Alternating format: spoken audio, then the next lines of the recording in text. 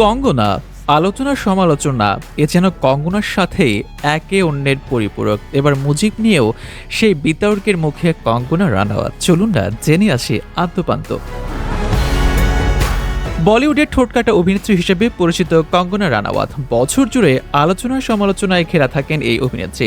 এবার তার নতুন সিনেমা নিয়ে নতুন বিতর্কে জড়ালেন অভিনেত্রী। কঙ্গনা রানাওয়াত অভিনীত ও পরিচালিত ইমার্জেন্সি মুক্তি পেয়েছে 17 জানুয়ারি। এই ছবি মুক্তির পর নতুন করে বিতর্কের মুখে পড়েছেন অভিনেত্রী। সে বিতর্কের আঁচ ভারত ছাড়িয়ে এসে পড়েছে বাংলাদেশেও, কারণ তার ছবিটিতে আছেন শেখ মুজিবুর রহমান। 1975 সালের 21 মাস জরুরি অবস্থা জারি করেছিলেন ভারতের সাবেক প্রধানমন্ত্রী ইন্দিরা গান্ধী। সেই ঘটনার উপর ভিত্তি করে ছবিটি নিজে বিজেপির রাজনীতি করলেও পর্দায় সাবেক কংগ্রেস নেত্রী চরিত্র করেছেন কঙ্গনা। ঘটনাক্রমে ছবিতে এসেছেন শেখ মুজিবুর রহমান, এ চরিত্রে অভিনয় করেছেন ঋষি কৌশিক। ইমার্জেন্সি ছবির কয়েকটি ক্লিপ এরই মধ্যে ছড়িয়ে পড়েছে অন্তর্জালে। বর্তমান রাজনৈতিক পরিস্থিতিতে এই ক্লিপগুলো বেশ গুরুত্ব বহন করে।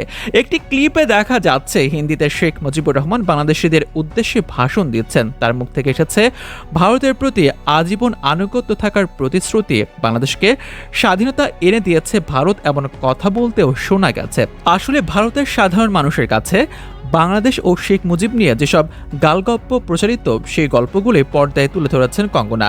৬০ কোটি রুপি বাজেটের ইমার্জেন্সি বক্স অফিসে মোটেই সাড়া ফেলতে পারেনি। হা হা হা, মোটে 18 কোটি রুপি তুলতে পেরেছে। সব মিলিয়ে এই ছবি করতে গিয়ে বেশ বিপদে পড়েছেন কঙ্গনা।